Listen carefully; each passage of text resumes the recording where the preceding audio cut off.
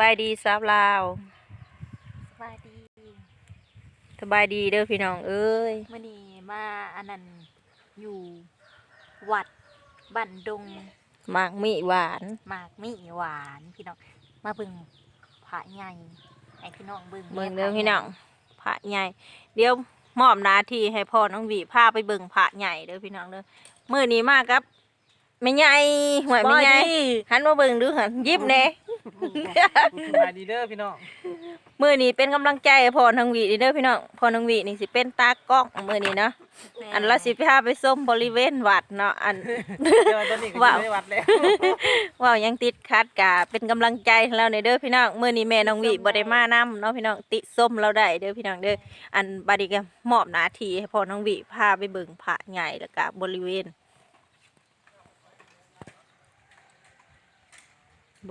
วัดเนาะอัน แม่ใหญ่เพิ่นเบิ่งหยัง อันเพิ่นเบิ่งฮอกอง ให้พี่น้องเบิ่งนำแน่ ใส่ให้พี่น้องเบิ่งน้ำแหน่แม่ใหญ่ใส่โอ้ยเด้พี่น้อง กะสีหัวผมเนาะ ห่วยพญานาคสี่หัวอัน น้ามันทาง เราเห็นเลย พี่ชาย หางเป็นหัว หางบ่ พญานาคสี่หัวไม่ใช่ป่ะ ช่องหัวเลยท่านน่ะหัวน้องตัวหนึ่งช่อง สองหัวเพอมีสอง สี่หันแลอยู่เทิงโอ้อยู่เทิง คูณอยู่เทิงเนาะทั้งเทิงน่ะบ่แม่นมีสี่ด้านถูกบ่อ้าวมอบหน้าที่ให้พ่อน้องวิเราไปเลาะเบิ่งพี่น้องอ้าว พี่น้องไปบัดนี้ ขึ้นทั้งหอกอง พี่น้องไปรอเบิ่ง สินั่งแง่ง รอเบิ่งพระใหญ่ที่ว่ากำลังสร้างอยู่เนาะเป็นกำลังสร้าง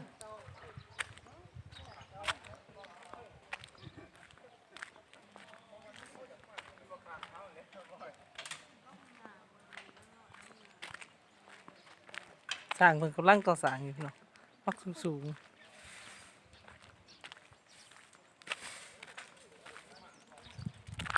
แต่สิแดดๆเนี่ยเนาะ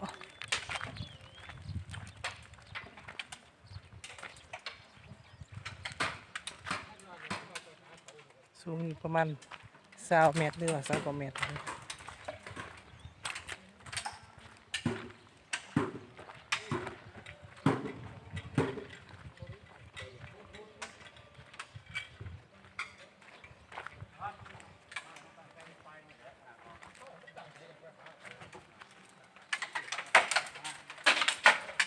มันก็สร้างนี่ได้พี่น้อง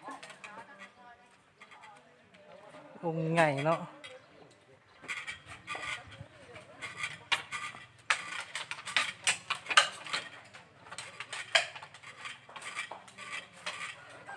อยู่บ้านตรงหมกอยู่ร้านด้วยพี่น้อง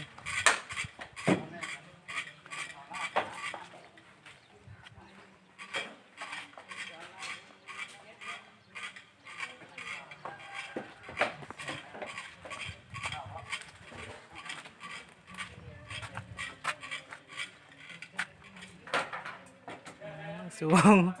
แค่หนึ่งอยู่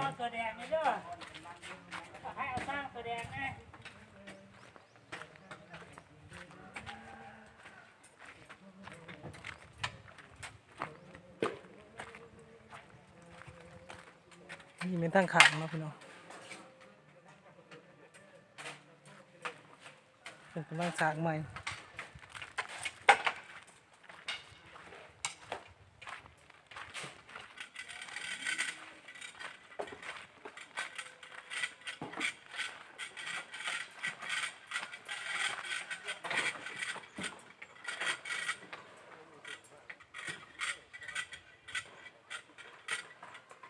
นี่เมียนทางหลังเนาะ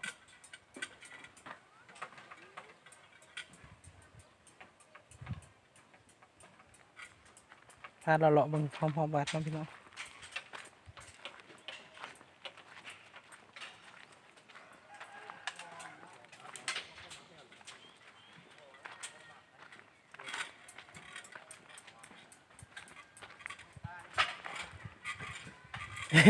เพิ่นดึงอุปกรณ์ขึ้นไปเนาะ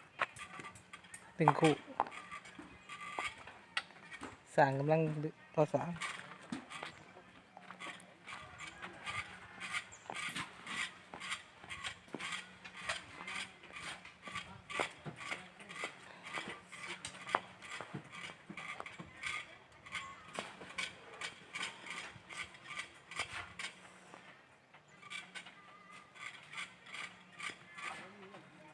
พี่น้องรอเบิ่งคำพอวัด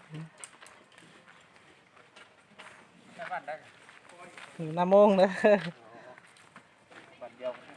ดู เดี๋ยวเราบอกครัว ยัง เดี๋ยวจะเช้าเลย ยังบ่ทันเตะเสาถึงชานเด็กแล้ว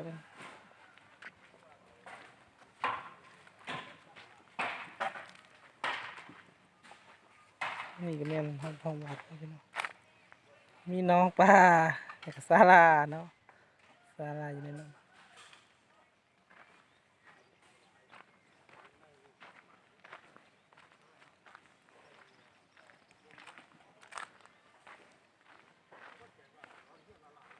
ในวัดก็มีครัว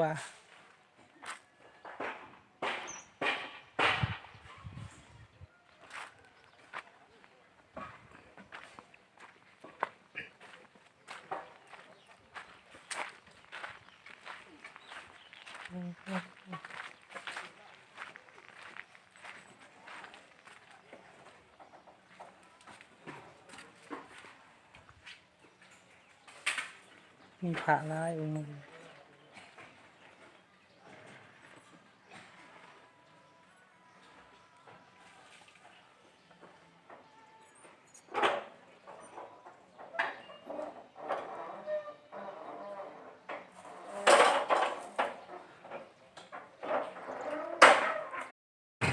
ไปพี่น้องบ้านนี้เฮาก็ได้เวลาเมื่อแล้วเด้อพี่น้องเอ้ยอันนั้นแม่นพระใหญ่อยู่บ้านดงบักหมี่หวานเด้อพี่น้องเอ้ยเฮ็ดปีนี้ปีหนึ่งแล้วเนาะปีกว่าแล้วเนาะ คิดว่าใหญ่ที่สุดในลาวเนาะ คิดว่าใหญ่ที่สุดในประเทศลาว จริงเรื่อง จ จ ริ ริ ง ง เรื่องจริงอะไรพี่น้อง หัวใหญ่อีหลีมีความอลังการงานสร้าง เพิ่นสิสมโพธิเดือน6เด้อพี่น้อง เพ่ง เดือน6เพ่งเนาะคาดว่าสิแล้วแล้วเพิ่นสิมาสมโพธิพระอยู่ที่บ้านดงบักหมี่หวานเด้อพี่น้องเด้อตอนนี้เฮากำลังขึ้นรถเปิดประทุนเฮาสิเมื่อแล้วเนาะพี่น้องเนาะ เด้อพี่น้องเอ้ย โต๊ะไปก็กินเงินกำแนวบดำแนวบดีเนาะ งอกกล้องเพิ่นก็งามเด้อพี่น้องเอ้ยไปแล้วเด้อบ๊ายบายเด้อบัดดงบักหมี่หวาน เด้นั่นอันนั้นมันยอมเพิ่นกำลังเฮ็ดเป็นโครงสร้างขึ้น อ้าวทีมแพนหอยอยู่เด้อเนาะบัดนี้ อย่าฝ่าวอย่าฝ่าวเด้อมาเด้อพี่น้องเอ้ยเมื่อแล้วบัดนี้บ๊ายบายบัดดงบักหมี่หวานบ๊ายบายสาวลาว โอ้เป็นตาสิแข่งตาเนี่ย ตอนนี้เฮากำลังนั่งอยู่ในรถประทุนพี่น้องเอ้ยเดินทางเมื่อแล้ว เดี๋ยวแต่ฮ้อนแต่พี่น้องเลย กลางห่มอะ ฮ้อน เขามีหลังคาเอาห่มเป็นหลังคา มีหลังคาเหรอหลังคามันก่อนดีกว่าตอนนี้เขาก็มาจากกันยัง ดง บ้านดงหมา หมากมีหวาน เนาะเพราะว่าเขาไปเห็นยังไงเป็นไงเป็นเทพเป็นผีน้ำหอยแต่พี่น้องแล้วก็เขาไปขับส้มผ่านใหญ่นี่คาดว่าสิใหญ่ที่สุดในลาวเลยพี่น้องตัวทั้งใหญ่ทั้งสูง กำตึก น่าสิฮอด100 เมตรน่าสิได้นะ ตึกยักษ์สั่นกะเบิ่ง หา 5-6สั่นบวก ละลายอยู่นี่ ประมาณตึก5-6สั่นบ่ โอ้โห สูงใหญ่อยู่เด้อ อย่างเตี้ยนตายจ้ะ ตอนนี้เขากำลังนั่ง ไกล รถเปิดประทุนหัวสั่นดอกแดก สั่น เด้อพี่น้อง จ้ะมันสูงแฮงเนาะเพราะว่าตอนนี้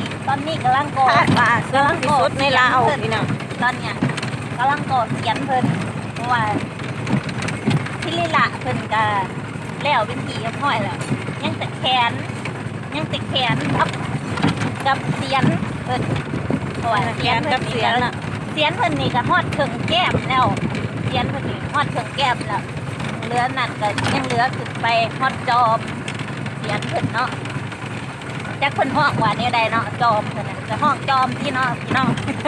บ่แน่ใจเนาะ บ่แน่ใจสาวเล่าห้องเรียนแต่ว่าเขียนผ่านแบบนี้แหละหากระหอดแก้มเพิ่นหากระสางหอดแก้มเพิ่นนะคะมีหยังก็เฮ็ดเป็นทีหอดเพื่อโต๊ะเพื่อแต่งกับประมาณว่าเพราะว่าพระอุดรเพิ่นสิว่าพก เดือนหกเพ่งเนาะหกเพ่งนี่คือ15ครับ บอกแต่ต่อแหน่จักหน่อยเนาะพี่น้องเนาะขอบคุณไปนำเนาะ อันนั้น เดือน6เพลง แม่น สมโพธิพระ พระใหญ่นี่ล่ะ พระใหญ่ที่ว่าเพิ่นกำลังก่อสร้างนี่เนาะตอนนี้บอกคุณเด้อพี่น้องเนาะบ้านดงมังมีหวานผู้ใดอยากมาสมโพธิก็มาเดือน6เพลงเด้อพี่น้องเด้อเพิ่นสิสมโพธิพระใหญ่อยู่บ้านดงมังมีหวานเนาะ โอ้ย ตอนนี้เฮากำลังผ่านป่า ออกมาจากดงมังมีหวานแล้วเนาะพี่น้องไอ้ส้มธรรมศาสตร์เด้อพี่น้องเด้อ ส้มธรรมศาสตร์ทางบ่มีปรุงแต่งพี่น้องคือธรรมศาสตร์เลยเอาลมไปขอหัวน้อง ธรรมศาสตร์จากโมนี เอาค่ะ เขาไม่ไงไปกินเขาวก่อน เดี๋ยวสิพาไปกินเขาวกันเด้อ สิพาไปกินเขาวก่อนอย่าง เดี๋ยวพาแม่ใหญ่ไปกินเขาว นี่ให้ แล้วสิ พี่ มี น้อง อีห เบิ่ ยัง ง ให้ดอกหั่งติดตามเนาะพี่น้องดอกตุ้นดอกหั่งดอกหั่งดอกจิกดอกหั่งอัน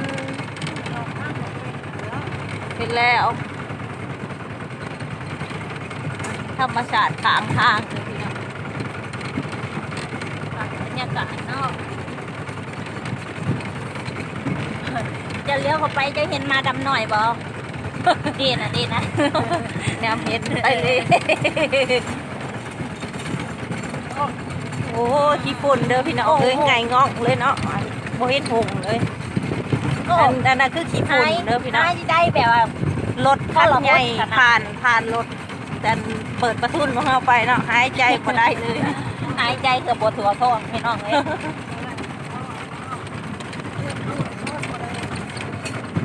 บอ ไปเลยพี่น้องเอ้ยอำลาพาจากอลีเนาะป่านนี้ไปหา วัน เขา นี้ลัง กิน เบียร์ กัน อะไร เด้อเนี่ย เพื่อนลุงเน่นะ ตอนนี้เขากำลังไปหาเขากินอยู่ มาต่างบ้านเนาะ หรือว่าจะกินห่านนี่บ่ มี ยัง พี่ บ่ น้ ได้ อง โง่โหลด นะ กินห่านนี่ก็ได้เนี่ยนี่ มา